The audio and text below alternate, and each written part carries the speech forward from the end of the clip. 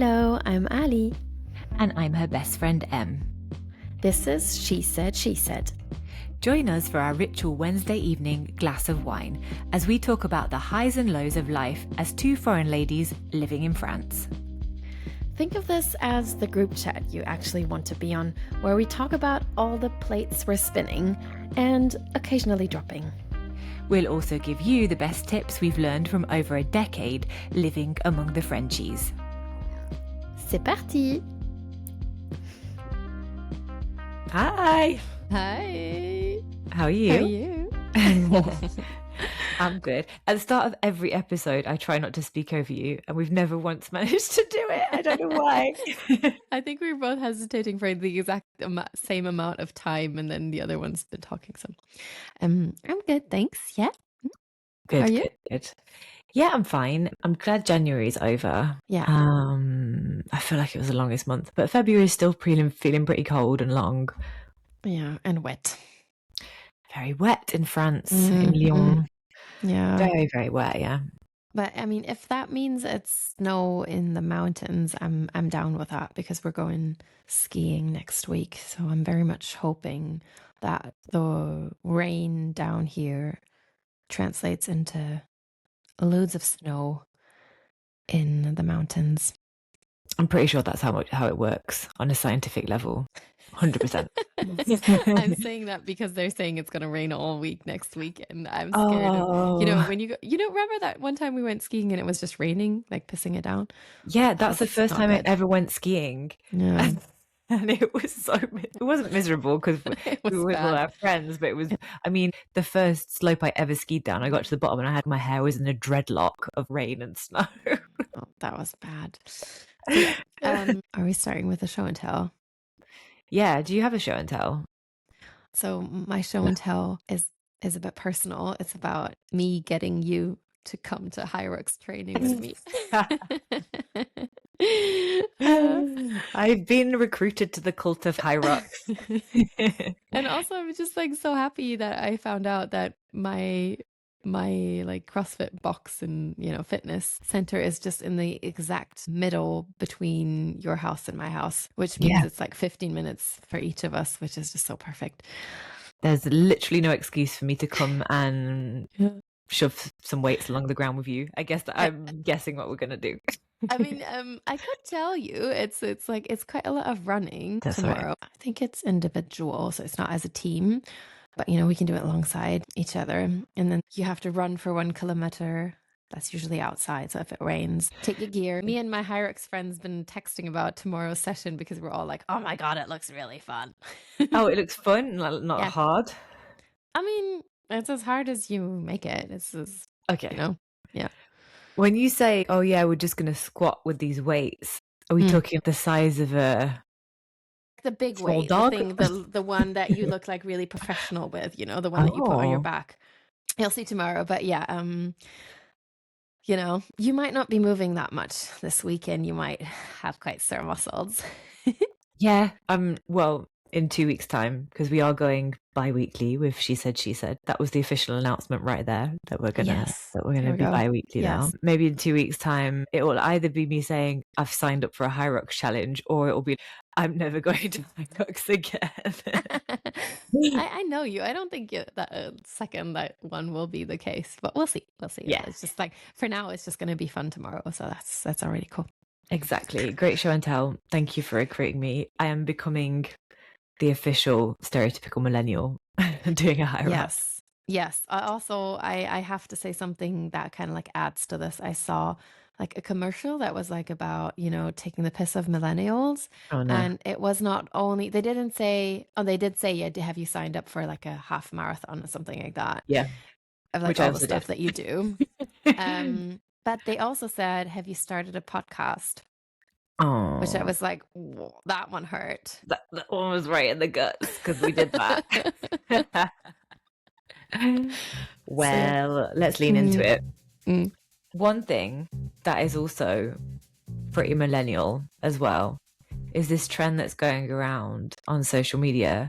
So the start of the trend was that men are lonelier than ever. Men are kind of being rejected and left on the wayside by women. And then the newer trend is like women basically coming back and saying, yeah, that's because we don't need you anymore. Yeah. That is kind of where my idea for this episode's theme came from, because I saw loads of women responding to this.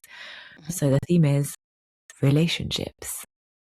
Romantic relationships. Romantic relationships, yeah, basically between a man and a woman, or two women, or two men. Okay. So should we set the scene? Yeah, let's set the scene. What, How did you what relationship are you in? I'm in a very stereotypical relationship with my husband, who I've been married to for almost 9 years. Wow. Yeah, I did look at some pictures today for some other reason, and saw pictures of us at the wedding, and I said to a friend, like, it's almost like I can't believe it, but then I look at those pictures and we look so young, so I kind of can't believe it. That's how long it's been. So yeah, been married for 9 years, been together for, don't even know, 15 or something. Longer? Longer than 15, it must be. Yeah, it must be longer than that. You met in university? 15. No, yeah, 2011, right? 10, oh no, maybe before that. So yeah, it's been a while, let's just say. And I met him through... Okay, so mutual friends in Germany? In Paris. Yeah, so I met him in Paris, and this is like the cheesiest thing ever. The story goes that I met him and I saw him the first time on the Champs-Élysées in Paris.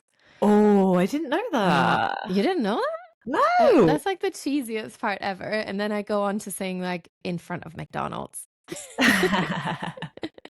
Did you go to McDonald's for your date? No, we didn't go to... No, we just all went out together. By then it was still with someone else.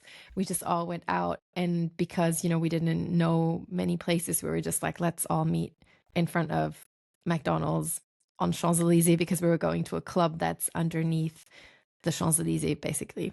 Okay. We always go to that club. It's called Duplex. Yeah, and so that's where I saw him first. But then, kind of, it wasn't really a thing for a while.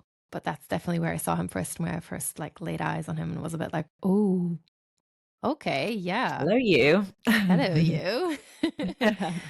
You were just reminded me of the fact that he was apparently, it didn't feel like that at the time, but he was apparently playing hard to get with me. He's being a bit of a dick some of the time. It was like being just a bit like, when are we going to see each other? And he was just like, don't be so pushy. Like, what? Whoa. Yeah. I mean, he was in uni and he was quite stressed about like all the stuff that he had going on, but apparently it was a bit of a strategy as well. I found out later. Move. That is a bold move, because that could have not worked. Yeah. I mean, I kind of was in between for some time. I was a bit like, well, okay, well then you're not gonna get me. But at the end it kind of worked out. What about you? So I am also in a very heteronormative relationship. We've been together for 12 years, I think. Yeah. We met when I was really young, obviously, to have been in a 12-year relationship. We met in Lyon when I moved to Lyon.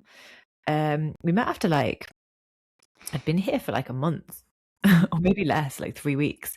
We just met at a party. Like, we had mutual friends, met at a party, met for a date on the Rhone Quays afterwards, and then just started going out, and then moved in together like a month later, and I never moved out. That was it.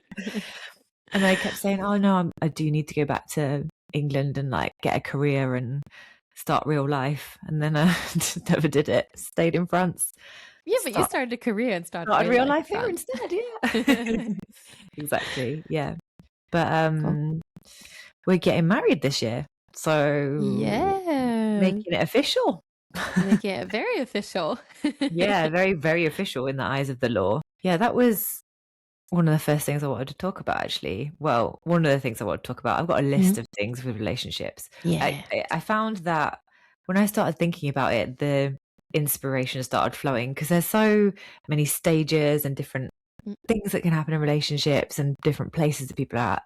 But marriage is something that's quite forefront of my mind at the moment. So we are getting married this year. And we've been together for 12 years. 13 when we get married, we would have been together 13. And I do think in France people get married later. I think they get married after they've had kids, after they've bought a house, if they want to have kids. Yeah, is that millennials, do you reckon? Do you not think our friends do that? Like, I feel a lot of our close friends haven't got married before they kind of traditionally, before they start their life together. Yeah, probably true. Yeah. I mean, yeah, I think so. And I think that's more a thing in France. A lot of my friends in the UK got married more traditionally, even if it wasn't, they'd lived together a bit first. They'd still kind of do it early on. I do feel like that's maybe kind of because like the French system makes it easy for you to do that. Like, you don't have to be married to get any like benefits. You don't have, there's not really you any have a downside. status in between, right? You guys have that status as well at the moment. You have a status where you basically declare your partnership, and you've like, I don't even know what kind of situations it is beneficial. Probably for your taxes and for something else. Yeah, having a declared relationship, which is called Pax in French. Makes some of life admin easier, and I think kind of is like a half step towards a marriage, or like a yeah, it is. It's very like administrative though. Like there's no kind of ceremony around it. You literally go there and like sign the form and leave, and you can get out of a Pax by emailing to say you want to get out of it. So it doesn't feel like a huge commitment. To be honest. But it feels very much our generation and the future generations. Yeah. That was all I was ready to commit to it. I don't know however old I was, 28. That was okay. I think we did it though. We did get Pax ages ago, but we did it because you get 4 days off work if you get Pax. We wanted to go on holiday. Come on, stop. You didn't do it just for that. No, it wasn't just for that. That was quite a big draw though. It was a big draw. It also helps when you like go get a loan at the bank and that stuff. I think so. When you guys bought a house, an apartment for that reason, makes it easier, I think.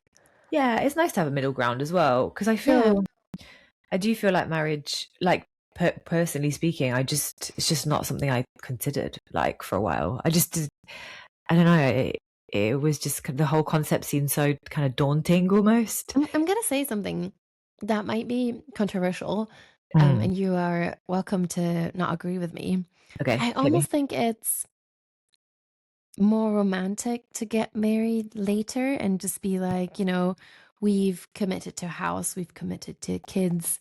Like, we know all the shit that can happen in a life together, and we've been through really rough times. I mean, if you've, gone through like small children phase and other stuff that gets thrown at you in those, I don't know, loss of people in your life. And, like, I guess for us, which is like quite a personal story, I guess. But like when I lost my dad and Garrett was there for me, that was so, it was so strong. And it really like showed me what kind of person he is. And I think those kind of memories together and those kind of life steps that you go together, they're so important in your common lives that when you then decide to kind of get married and tell each other,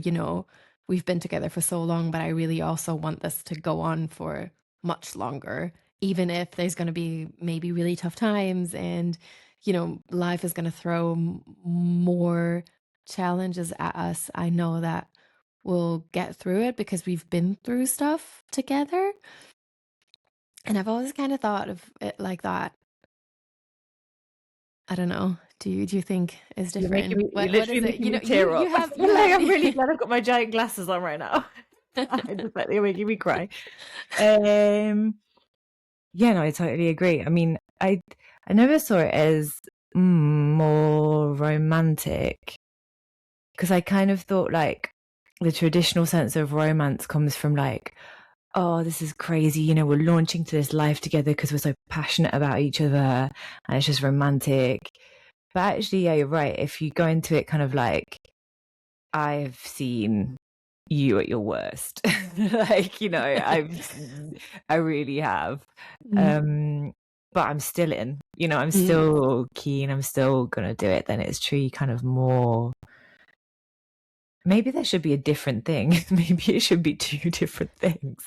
There's like There should be like marriage for beginners. Yes. Marriage for like pros. Are you level 1 marriage or are you level 10 marriage? Because level 10 is like, we went to India together and we both had diarrhea. Yes, for the whole the level stay. of marriage. Level 1 is like, oh, it's so cute. Ooh. Yeah. You want to get married. Yeah, it's yeah. beautiful. It is, yeah, it's beautiful. That's true. Yeah. Because I was thinking about this today and I went through a moment and I was like, is it dumb to be making a thing out of this? Is it dumb to be like, you know, making like a celebration out of it? And it's like, well, everyone knows we're together. We've been together for ages. Like, it doesn't really matter. And I was like, no, fuck it. Like, let's celebrate. Also, like, more like the life you created. Yeah, exactly. Also, for what other reason would you just go invite all of your friends and your families and unite your two families as well, right? Yeah. Which are like have your parents met? Yeah. One time they've met. Yeah. See, it's crazy. You've been together for 12 years, but they live in two different countries, so they've met once. And so it's even, or like brothers and sisters meeting up, and like you create so many memories for that like weekend of the wedding weekend. I think it's really important. It's like more symbolical, and getting all your friends in one place. I don't know. It can just be so much fun. Like, I have really good memories. When I think of my wedding, like, we've just had such a good time. Like, I wasn't even stressed about it. I think we had quite a chill wedding. Like, it wasn't like, you know, planned in too much detail, and still we had like 110 people, and everyone just came to France, and everyone was having a good time, and it was so fun. Your wedding was so fun. Yeah, it was really good. I'm going to try and channel you at my wedding, because you were so relaxed. You were just like, yeah, whatever, like, it's raining, we'll stay inside. I've got a crepe with Nutella. That's all I need. we did it. We had rain, we had sunshine. Yeah. I saw some pictures of like us at like the town hall, like signing, and we were like, you know, sweat on our foreheads, just being like, oh, it's so hot. Yeah. And everyone was in there, and the people were just being so nice. They told us like we couldn't be too many people, and then there was just everyone, and no one complained, and everyone was just really cool.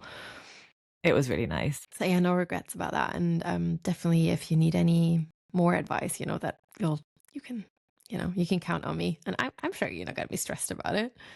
I'm gonna try not to. Well, you are. I mean, you're doing the ceremony, so I'm gonna count on you quite a lot on the day. Oh yeah, true. So in France, you do like you can't just get married anywhere. I don't know if you can do that in Germany, but in England, you can basically get married where you want. I think you actually have a person to come and do it, like a registrar come and do it. Whereas in France, you have to get married in the town hall, which is why we will get married in the town hall of the village where we live. And then you do what you call like a laïque ceremony, like cérémonie laïque, where basically like it's like your friends do it, or like the témoin, or that kind of thing. Or you can invite someone more professional to do it. You can, but you have a very professional friend. I've already done it for other friends. You have, yeah, that's true. There must have something about you that says efficient. But I think when I thought about it, though, I was like, oh, it's way more personal. Like, it's, you know, it doesn't need to be professional. Like, that's not the point. Like, yeah, you make it your thing, right? Yeah, exactly. So these are our very kind of millennial, middle-aged, we're not middle-aged situations, but there are something now, I will tell you, called situationships, which, right, I mean, tell me more about that. So for me, I didn't look up the factual definition of a situationship, but I think it's just like when a relationship gets complicated. So it's like, oh, we're not boyfriend and girlfriend, whatever they call it now. We're not going out, we're not together. But we're not. It's like a situationship. It's all murky. I don't know how it's going to work. Okay. Yeah, I thought like, I mean, I've definitely heard the word, even if I'm not in one. I think I just thought a situationship is something that works in the moment, but you don't project yourself into the future. Oh, maybe it's that, yeah. But I do. I feel like, 20-year-olds are going to listen and just be like, oh my God, they're so cringe. Well, what I'm sure of is that situationships aren't really a thing in France, because I'm pretty sure, having spoken to all of my young friends, which there are many, that it's still the same as when we were in our youth, and French men are just like, okay, we're together straight away. Like it's so one kiss for a couple. Yeah. Well, I think maybe if you do the deed, but so you can't really have a situationship, because it's like, oh, okay, we're together, we've slept together, we're together. But like, what would a guy like, or a girl who's just like sleeping around be saying? Oh no, I don't think that's a situationship. I think that's just like a one night stand. If you never see them again, then they're just. But yeah, like once, like if you've done a couple of times with the same person, then I think then you're together here. I think that's together. Then you have to get married. No, because they don't get married till later. Have 3 kids, go through a lot of other shit, and then get married. Exactly. One thing though that I completely miss is dating apps. Like Hinge, Tinder, yeah, all of that. Although it does sound like the Wild West on there. It sounds a bit like it's fun for a while, and then quite quickly you're a bit like, oh, it's a whole world of its own, right? Yeah, I just feel like from chatting to good mates, it kind of like perpetuates behavior that you would never do in real life. Do you know, like you would never ghost somebody in real life.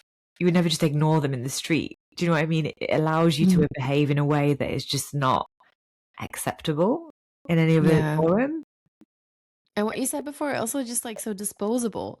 Yeah. So like, 1 second you're there and another second there's someone a bit more interesting or whatever. And you're gonna text with, and so it's so you say that éphémère in French. Yeah, like fleeting. You just like moving on to the next thing. And I think I do have friends who've like met their partners who are like married or whatever on dating apps. But I do think as well, if you constantly got in your head that you can just go back on and find somebody else, it's kind of like, I hope, and well, not everyone's like that, obviously. So I hope there are there's some good people on there, but I do think as well, like if you kind of the old school, if you met your partner through friends, then if you do want to break it off, you have to be a bit more like respectful about it, because your friends will hold you to account if you don't. Yeah, it's a different stage of commitment, different level of commitment. Yeah. Did you ever ghost anybody? Have you ever like just cut anybody off? I think I have. Did you? Yeah, like many times. Without the apps. See, we didn't even need apps for that. That's true. Yeah, just like messages. Yeah. I mean, it was kind of like people I'd met out and then was just like, oh no, thanks. Hey. I've got some questions for you. Okay. That will hopefully make you think about what you want from a relationship. Okay. Yeah, but I feel like you probably know what you want now. Maybe I'll find out that's not at all what I want in my relationship. You'll be responsible for my divorce. It's all right. I'll download a Hinge Tinder for you. So first question: would you rather feel desired or emotionally safe in a relationship? It's a hard one. Why do I have to decide between both? I'd say first emotionally safe. Yeah. But then also a bit desired. But if I have to decide between both, it's emotionally safe. Yeah, I think it'd be the same. But I feel that's an awful question. It has to be both. Yeah. It has to be both for a relationship to work. I mean, look at me. You need to desire me. Anyone would be insane not to desire you. Is emotional maturity actually just boring? No. So 100% boring. no. Yeah. Oh, so not. And I really think like a problem of our generation is that a lot of women go through therapy and work on themselves and go through, I don't know, go through their past and their relationships with their parents and past relationships with romantic partners and all of that. And I think men in relationships sometimes get a bit maybe lazy in that respect. Yeah. And I think the risk is of there being too big of a gap of like women making a lot of effort and being, emotionally intelligent and men kind of like staying where they are. And I'm saying this also from a place where I'm thinking of my single friends of friends who are like in a long-term relationship and who are sharing that they would rather be alone than be with a man who hasn't done all the work on himself. I'm not here to educate you and make you emotionally, ready for a relationship. You either do the work or I don't need you anymore. Yeah. And were you not saying that is why it's a whole thing of saying these days that like boyfriends aren't cool anymore? That it's not like cool to kind of like share that you're in a romantic relationship anymore on social media. Part of it might be that. I don't know. Is that where it comes from? Like boyfriends? I think it comes from the fact of it's almost like a bit of a maybe more feminist movement of women kind of not making their social media content evolve around a relationship, a romantic relationship. Yeah. Because I think this is only true for certain bubbles, but because, at some point it could just be a bit like, and now I'm with this guy and then wedding and then all of this. It's almost like a woman is fulfilled once she's found her prince and then, and I think that's a bit like that's over. And there was this article in Vogue that I actually read up on because you told me you've been telling me for a couple of months, but boyfriends aren't cool anymore and like that's not a thing anymore. Cool. Yeah. We need to but get like rid of them. what's that about?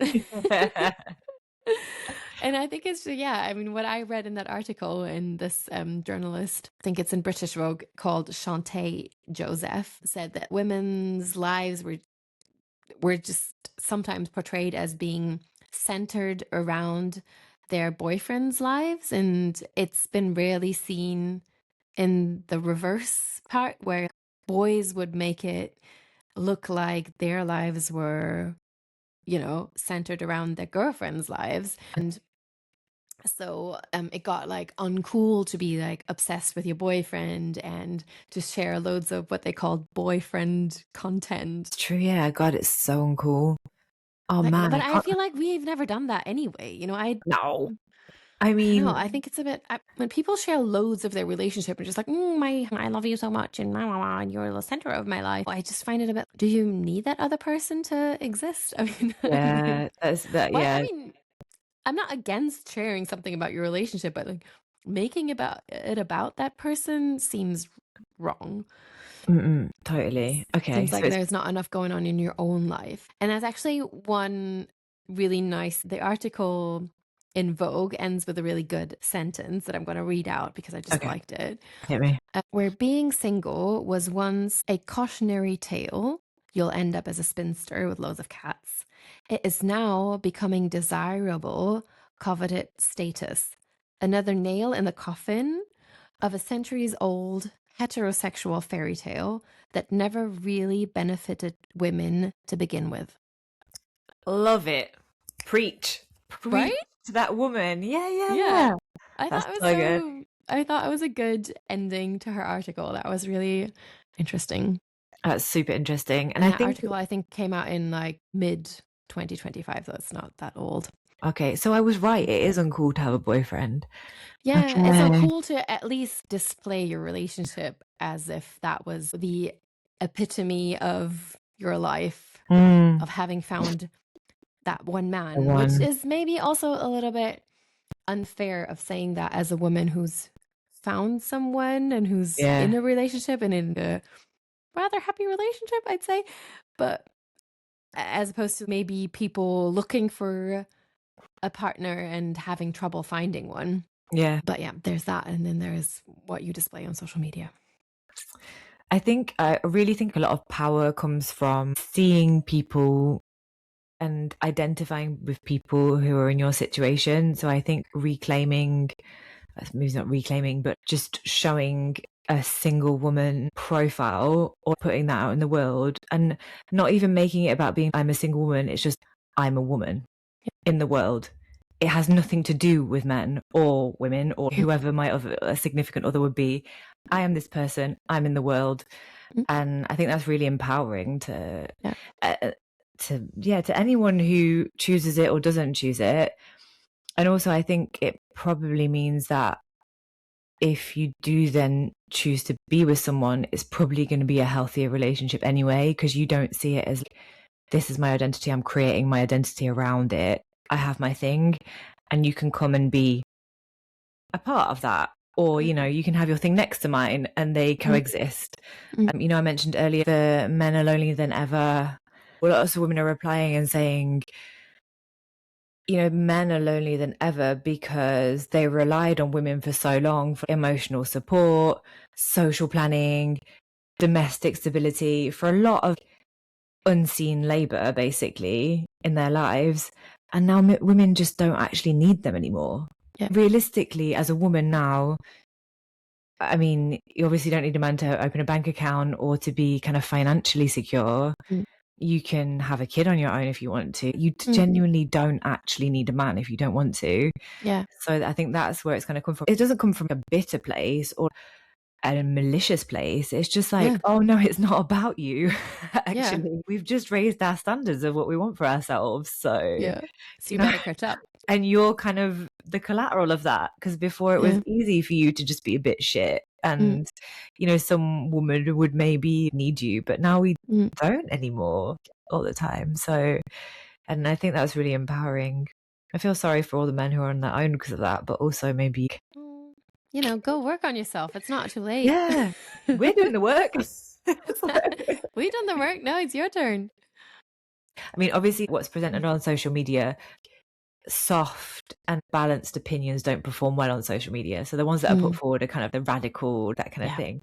But I do think it's important as a woman now, and I hope for our daughters, because we both have daughters, when they go into their lives, they will, you know, really think about who they choose to let into their lives and who they choose to have a relationship with. And we also have sons, so, you know, I hope that our sons will be emotionally intelligent enough and will be able to question themselves and question their roles in society.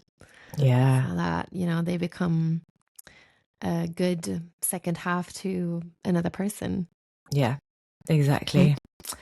Whew, we went deep on relationships. I thought we were just going to talk about the wedding for half an hour. Oh, I think we need another, like a full episode on wedding and how we chose your wedding dress. And, you know, how cool it's going to be. It's just going to be so much fun. Sorry for everyone who's not invited, but we're going to have a lot of fun. It will be fun. There'll be a lot of pics. We'll put some pictures up, definitely. Yeah, this is really fun. I'm glad to be catching up every 2 weeks, and thank you, lovely listeners, for joining us. Talking about relationships. If you have any thoughts or anything we've missed, I'm sure stuff slipped our minds, but I hope we got to the core. We want to hear about it. Yes. Maybe there's material to do a spin-off of this episode. I'm sure there is. Definitely. Well, I will let you go and finish your beer. Yes. Almost done here. Is your child that was in the bed behind you, is she asleep? Just haven't heard a single thing. I don't even hear her breathe, but I'm sure that's happening. Oh boy. At the start of the podcast, Ali's daughter just went and got in the bed behind her, so she's got a little sidekick. She didn't want to go to bed on her own. She needs her feet massaged and that stuff. And I told her, like, that's not going to happen tonight. So you can sleep in my bed, but make no sound. No sound. She understood the assignment. She didn't make a sound. Yeah. Good girl.